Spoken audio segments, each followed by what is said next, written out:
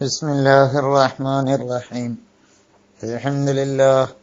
അല്ലാഹുമ്മ സ്വല്ലി അലാ മുഹമ്മദ് വആലി കുല്ലി വസ്സഹാബത്തി അജ്മഈൻ. നജസ് വൃത്തിയാക്കുന്ന വിവിധ രൂപങ്ങൾ നമ്മൾ പറഞ്ഞു. നജസായ ഡ്രസ്സ് കുറഞ്ഞ വെള്ളത്തിൽ ഇട്ടാൽ ആ വെള്ളം നജസാകുമെന്നും ആ വെള്ളത്തിലേക്ക് ഒരു അല്പ നജസുള്ള ഒരു വസ്ത്രമുണ്ട്, അപ്പൊ ആ വസ്ത്രം നമ്മള് കുറഞ്ഞ ഒരു ബക്കറ്റ് വെള്ളത്തിലേക്ക്, പിന്നെ അതിന്റെ കൂടെ മറ്റുള്ള നജസില്ലാത്ത ഡ്രസ്സ് കൂടി ആ വെള്ളത്തിൽ മുക്കിയാൽ വെള്ളം മുഴുവനും നജസായിരിക്കെ ആ വസ്ത്രങ്ങള്, നേരത്തെ നജസില്ലാത്ത വസ്ത്രങ്ങൾ അടക്കം ആ വെള്ളത്തിൽ മുക്കലോടെ നജസായി മാറും. അപ്പൊ വൃത്തിയാക്കുമ്പോൾ അത് നന്നാക്കി വൃത്തിയാക്കേണ്ടി വരും. അപ്പൊ അങ്ങനെ മുക്കുന്നതിന് പകരം നജസായ ഡ്രസ്സ് നമ്മൾ അലക്കുന്ന ഡ്രസ്സിന്റെ കൂട്ടത്തിലുണ്ടെങ്കിൽ അതിന്റെ ആ നജസായ ഭാഗം വെള്ളം ഒഴിച്ചുകൊണ്ട് മുക്കിക്കൊണ്ടല്ല, വെള്ളം ഒഴിച്ചുകൊണ്ട് കഴുകി വൃത്തിയാക്കി ആക്കണം. പിന്നെ ചളിയൊക്കെ പോകാന് നമുക്ക് കുറഞ്ഞ വെള്ളത്തില് സോപ്പും പതയിലൊക്കെ ഇടാം. സോപ്പും പതയിലൊക്കെ ഇടുമ്പോ നജസും നജസല്ലാത്തതുമായ ഡ്രസ്സ് കൂട്ടിയിടുന്നത് ശ്രദ്ധിക്കുന്നതാണ് നല്ലത്. കാരണം നജസ് ആയ ഡ്രസ്സിന്റെ കൂടെ കുറഞ്ഞ ആ സോപ്പും പത വെള്ളത്തിലേക്ക്, ആ ദ്രാവകത്തിലേക്ക് നജസില്ലാത്ത ഡ്രസ്സ് കൂടി ഇടുമ്പോൾ മുഴുവൻ വസ്ത്രങ്ങളും നജസാകുന്നുണ്ട്.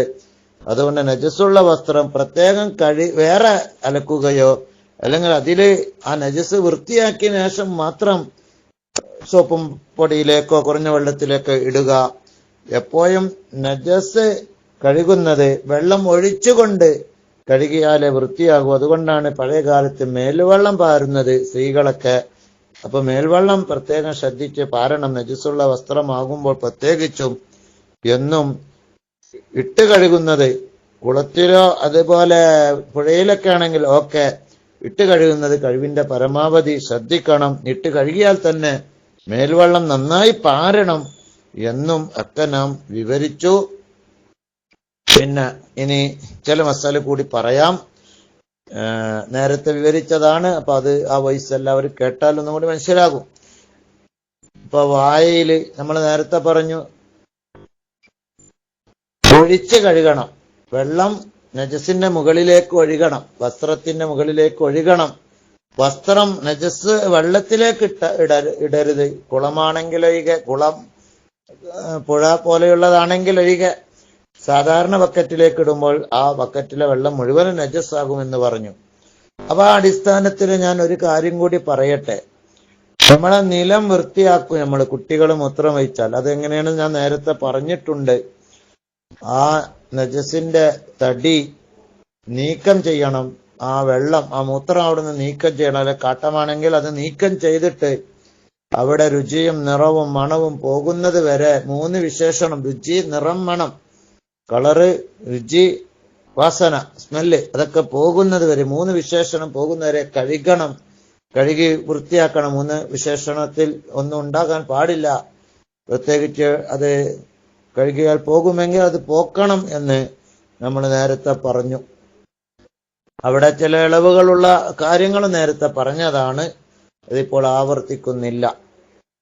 ഇനി അവിടെ നമ്മൾ മനസ്സിലാക്കേണ്ടത്, ഒരിക്കലും തുടച്ചത് കൊണ്ട് മാത്രം, കഴുകാതെ വെള്ളം പാർന്ന് കഴുകാതെ ഒപ്പിയെടുത്തത് കൊണ്ട് മാത്രം, തുടച്ച് മാറ്റിയത് കൊണ്ട് മാത്രം ഒരിക്കലും ഒരു നിലം വൃത്തിയാവില്ല.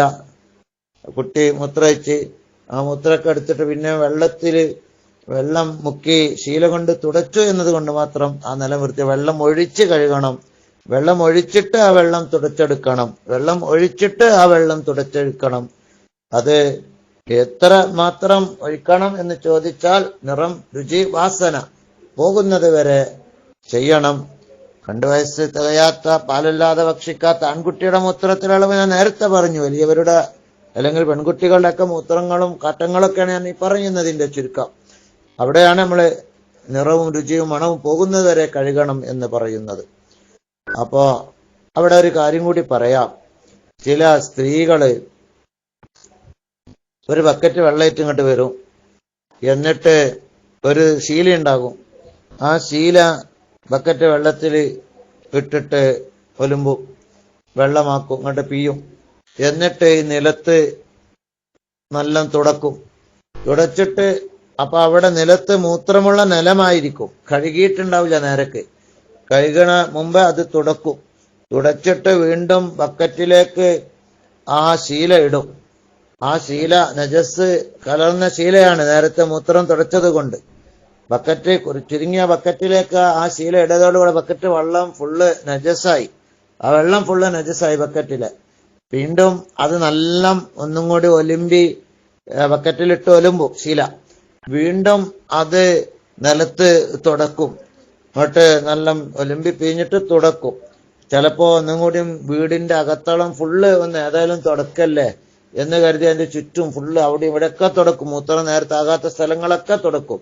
ഇവിടെ ശ്രദ്ധിക്കേണ്ടത്, ആ ബക്കറ്റിലേക്ക് ആ മൂത്രം നേരത്തെ തുടച്ച ശീല ഇടലോടുകൂടെ ബക്കറ്റ് വെള്ളം നജസായി. വീണ്ടും ആ ശീല ഇട്ടുകൊണ്ട് ഇവിടെ ഇങ്ങനെ തുടക്കുമ്പോൾ, ആ വീടിന്റെ റൂം മുഴുവനും തുടക്കുമ്പോൾ ആ മൂത്രമായ വെള്ളം കൊണ്ടാണ് തുടക്കുന്നത് എന്നതുകൊണ്ട് ആ റൂം മുഴുവനും ഉണങ്ങിയ മൂത്രമുള്ള നജസുള്ള റൂമായി മാറും. അപ്പോ അങ്ങനെ ശീല ബക്കറ്റിലിട്ട് പിന്നെ അതെടുത്തിട്ട് തുടക്കുമ്പോൾ ആ ചുരുങ്ങിയ വെള്ളം, ആ വെള്ളം നജസായി, നജസായ ശീല കൊണ്ടാണ് തുടക്കുന്നത് എന്നത് ശ്രദ്ധിക്കണം. വെള്ളം പാർന്ന് തുടച്ചെടുത്ത് അത് പിഴിഞ്ഞ് ഒഴിച്ച് കഴുകണം. ശീലൊക്കെ ഒഴിച്ച് കഴുകണം, വെള്ളം ഒഴിച്ച് കഴുകണം. ബക്കറ്റിലിട്ട് കഴുകുന്നതിനേക്കാൾ ഒഴിച്ചാണ് കഴുകേണ്ടത്. ഈ കാര്യങ്ങള് അവിടെ നിങ്ങളുടെ തന്ത്രം പോലെ, ഹിക്മത്ത് പോലെ ശ്രദ്ധിക്കണം എന്ന് ഓർമ്മപ്പെടുത്തുന്നു. പലപ്പോഴും അങ്ങനെ ആ റൂം ഫുള്ള് നജസായി കഴിഞ്ഞാൽ പിന്നെ അവിടെ കൂടെ നടക്കുമ്പോൾ, നമ്മൾ നനവോട് നടക്കുമ്പോഴൊക്കെ കാലിന്റെ അടി നജസാവും, നമ്മളെ വെഡ് നജസാവും, നിസ്കാരപ്പായ നജസാവും, മുസല്ല നജസാവും, അങ്ങനെ പലതും നജസാവും. അപ്പൊ അതൊക്കെ ശ്രദ്ധിക്കണം. വീടൊക്കെ ഇടയ്ക്ക് ഒന്ന് കഴുകി വൃത്തിയാക്കണം എന്ന് ഞാൻ നേരത്തെ പറഞ്ഞിരുന്നു. അതോടുകൂടെ ഒരു കാര്യം കൂടി ഓർമ്മപ്പെടുത്തുന്ന, ഒരു ബക്കറ്റിൽ നജസുണ്ട് അല്ലെങ്കിൽ ഒരു പാത്രത്തിൽ നജസുണ്ടെങ്കിൽ കഴുകുമ്പോ എന്ത് ചെയ്യും? അതിൽ വെള്ളം ഒഴിച്ച് നല്ല ചുറ്റി കഴുകുക, 2, 3, 4 വട്ടം. അതിന്റെ രുചി മണവും നിറക്കെ നജസിന്റെ കലർപ്പുകള് അംശങ്ങൾ പോകുന്നത് വരെ നല്ല ചുറ്റി കഴുകി വെള്ളം ഒഴിച്ച് ചുറ്റുക എന്ന് പറഞ്ഞിട്ടുണ്ട്. വായിൽ നജസായാൽ എന്ത് ചെയ്യും?